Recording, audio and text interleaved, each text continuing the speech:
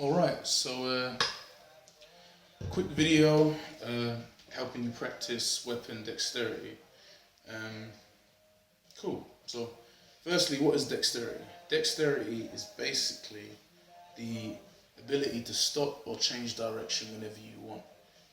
Contrary to popular belief, weapons, you never swing a weapon in such a way that it's pulling you around, where you feel like you can't stop it, the type of stuff you see in films where you do this. At any point in time, you want to be able to stop and change direction, and a lot of weapons are designed specifically for this. Cool, so ground rules. Firstly, you never actually squeeze a weapon tightly. You hold it and move it in such a way that it's never fighting your grip. So, for example, if I hold it like this and I don't control the weapon properly, and I do that, you see how the weapon is slid out of my hand, meaning I have to squeeze it tight to stop that. If I use a weapon properly and I control how it flows, I can have a very loose grip. You can see the weapon can move around in my hand. If I control it, even moving quite quickly, it doesn't fly out of my hand. Whereas the minute I start, just moving it anyhow, it slides out.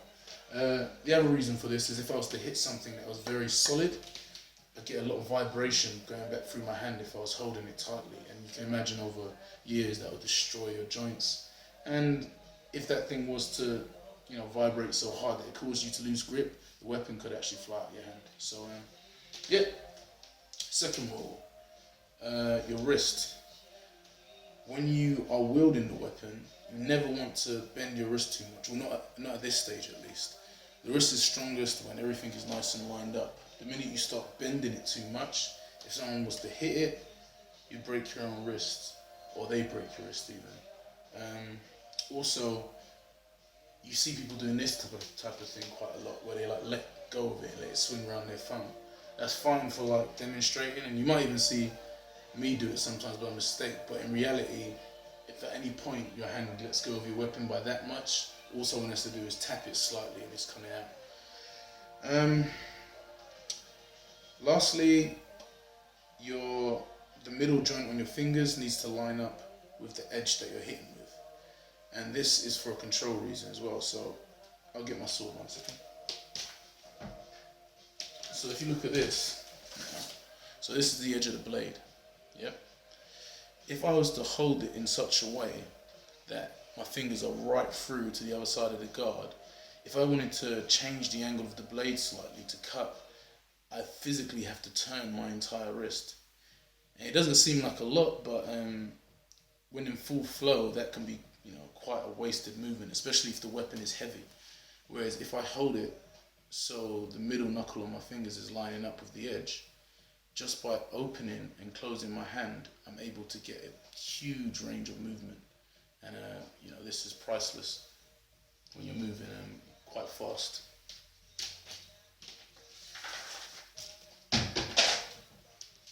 Alright, so let's move into the drills. So this is just a mic stand, but you can use anything, just anything that is, just nice and straight that you can target. So, what you want to learn to do is learn to use different parts individually and then combine them all together. So firstly, just work on the fingers, and you just want to work on figure of eights. So you're going to be able to strike in any direction, come direct as close as you can towards the mic stand or wherever it is you're using, and curve downwards. And you'll notice that I'm doing as much as I can with my fingers. I'm not moving my whole arm just yet. This will just teach you to, open and close your hands slightly to get the sword to flow. And what you want to look for is a nice smooth movement. You don't want these jagged, sharp movements that cause huge pressure changes in your hand. You want it to, flow. You do this side, then you learn to do the other side. And again, try to use your fingers as much as you can. And again, here, curve away, backward strike or hood, curve away, forward strike, curve away, backward strike, curve away. Yeah, cool. Now there's changing sides. So simplest one is just dropping. the blade slightly, so I can go all the way to here, and then I'll just tilt and drop. Here, tilt and drop. Here, tilt and drop. You can see I'm just using my fingers as much as possible. Here, tilt and drop. Here, tilt and drop. And this just allows you to go to target one target, and go past it without too much effort. Practice that as much as you can, using just your fingers alone, hand moving as little as possible, and then practice. Sorry, this thing's a bit crap. I'm beating it up quite a bit. Then practice going up. So you're going to go towards it, and go up and go over.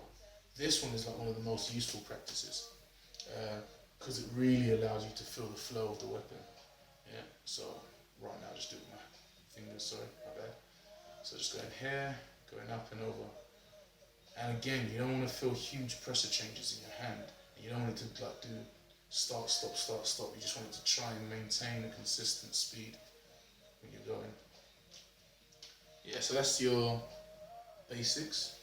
The last one you got, which is actually more to do with the body, is pulling back, and it also comes into cutting as well, which I'll do in another video. But yeah, so you come in and you can pull the sword back as it gets close.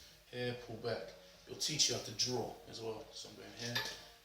I know you can't really do this with just your fingers, but I'm showing it anyway because we're going to move on in a sec. So yeah, once you get comfortable doing that, try and mix them up. So you'll do this, go forward, get as close as you can, drop around it, go forwards, go over it, go forwards, go over it, go down, like that. And you're just practicing getting close. And stopping and changing and doing as much as you can. Now you want to do the same with the wrist. So I'm going to still incorporate my fingers, but less so. So now I'm going to come towards it and make my whole wrist do a figure of 8. Yeah? Just getting your brain familiar with different parts of your body. Same this side, whole wrist is moving. And there's a good reason for this as well. Say I've gone to hit someone, and they're targeting to hit my wrist, and I want to change direction suddenly. If I only change the tip of the blade and my wrist stays roughly in the same position, they're going to be able to hit me really easily. Whereas if I change the entire position of my wrist and arm, then it makes me less of a target. Do the same with the elbow. So now my elbow's going to do most of the work.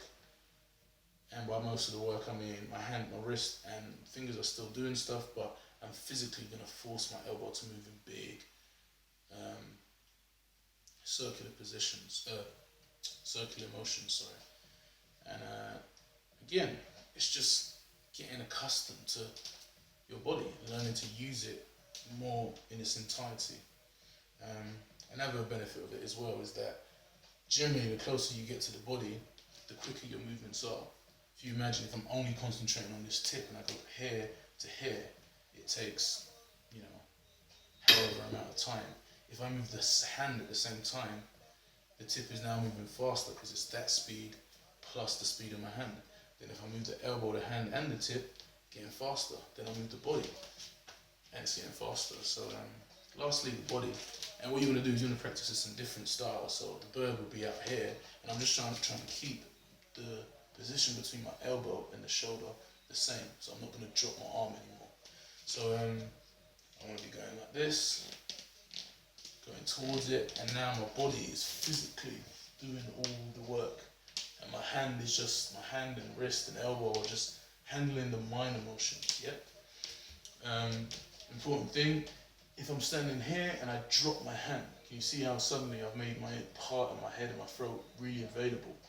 If I do this and I bend down instead, the distance between my sword and my head and my throat and everything is the same. It's not any harder for me to defend my face, even though I've dropped the weapon a little bit. Whereas if I drop my hand, I lose all of that. Okay, so all those exercises were more designed for light weapons. As weapons get heavier and heavier, being able to do these slight, small changes becomes harder, and then you end up doing more big movements. And the reason for this is simply because of effort. If something's really heavy, like say this is very end heavy, and I go this way and suddenly try to change direction, it's going to have a lot of momentum, and trying to do it is going to, wrench my wrist. So instead I might go this way, swerve it up, and then come back and swerve it up. So this is just two really basic movements, and all it is I can go towards to hit the target, and I can swirl down in a big circle backwards, go to hit the target, swirl down. And you can do this with your hand, or your body, or your elbow, or whatever. Then you've got the same doing the opposite direction, going towards to hit it. And remember, you can change angle. I can do that. I can go here and swirl up. I can go side on and swirl up. I can go down to top and swirl up. And yeah, I'm just doing these big swirling motions. Bam, bam, bam. Like that. And then lastly is these sort of, double sort of circles. So instead of just doing that and coming back, you might go here and come back quickly.